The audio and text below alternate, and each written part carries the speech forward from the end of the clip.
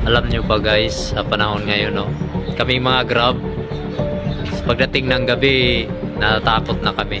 Hindi katulad nung unang administrasyon kay Pangulong Duterte. Kahit magdamag kami sa kalsada, hindi kami natatakot.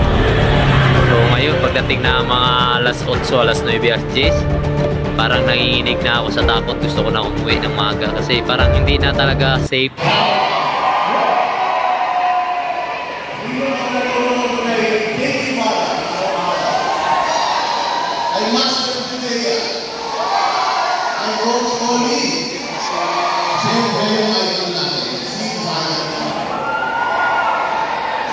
Kami po ang Panateros at nalilinig si kami ngayon, nagdala kami ng pastor. Kasi hindi daw siya makakagalo. Kaya kami muna ang magsasalita para sa kanya.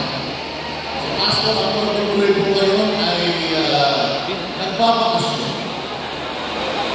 sa kulungan. Dahil siya po ay kaibigan ng ating pinakamagaling na presidente na si Pangulong Rodrigo Duterte.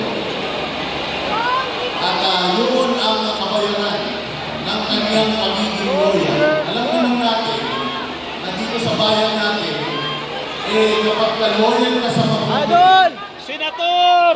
Marcoleta! Senator! Naniniwala ba kayo doon? Adol! Adol! Grabe oh. Ayaw gusto namin baguhin nyo. Hindi tayo. Ready na ba? Talagang binulog. Grabe. Ngayon, hanggang nakalabas natin, sinundan pa rin. Marami sa atin ginagawa siya bilang isang successful na Kaya puntahan natin. successful yung kanyang simbahan, successful yung kanyang karir. Pero hindi natin alam at hindi alam ng karamihan na si Pastor Apollo Kibuloy lived among us. Si Pastor Apollo Kibuloy ay nauna ng naranasan yung mga kahirapan na nararanasan pa lang natin ngayon. Siya po ay pangsyam sa magkakapatid. Imagine, mahirap ko. Mahirap ka na, siyam pa kayo magkakapatid. Sa sobrang hirap ng buhay nila, pinanganak siya sa Pampanga, siya po ay dinala sa paanan ng bundok dyan sa Mount Apo, dyan sa Tamayo. Sino na dito ang nakakarating na o alam sa lugar na yan? Ang Korte. Ang Korte. Alam niyo kung bakit Korte? Kasi sobrang hirap daan yan. Sobrang hirap puntahan ng lugar na yan. Yang Tamayo na yan, sobrang hirap ng buhay dyan. Paanan ng bundok, masukan, parang napakalayo sa Pangasinan. Sobrang hirap ng buhay dyan sa kanila ng kanyang mga magulang. At sa kabila ng kahirapan, sabi ng Pastor Apollo, siya po ay biktima ng kahirapan. Akala ko kung ito na ako ay yun.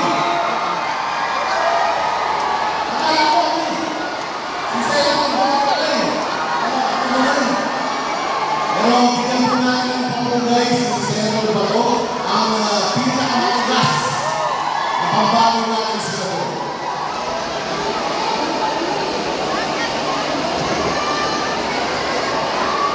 Ayan.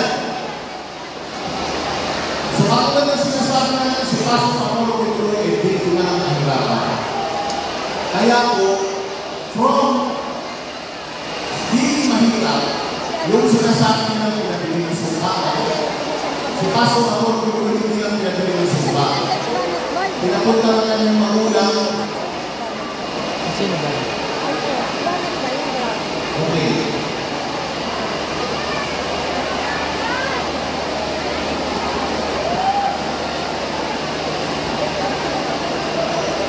Mahaba kasi ito tatlong araw yan. Yung mga kandidato natin, yung tayo yung Kaya, although, importante yung ating sasabihin. Mas importante yung sasabihin ng ating Wow. Salamat po ba? tawagan na ng ating yun, and before anything else, maraming salamat sa inyong pagpunta dito. Maraming salamat sa sakripisyo. Maraming salamat sa pagpapakita ng suporta. Kailangan po natin para sa bayan natin. Ito po yung mga kandidato natin sa PBE. Si number 10, Pili Borgo.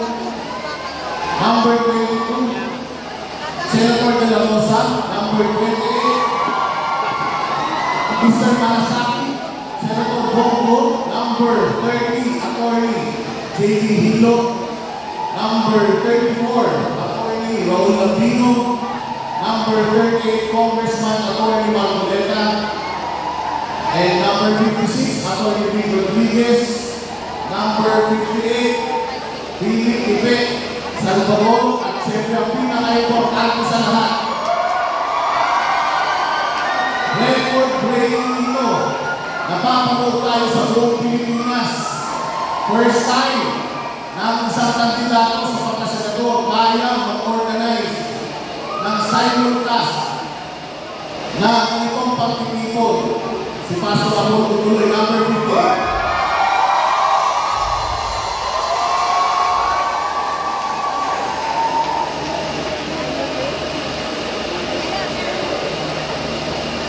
Maraming salamat, Boss Sana!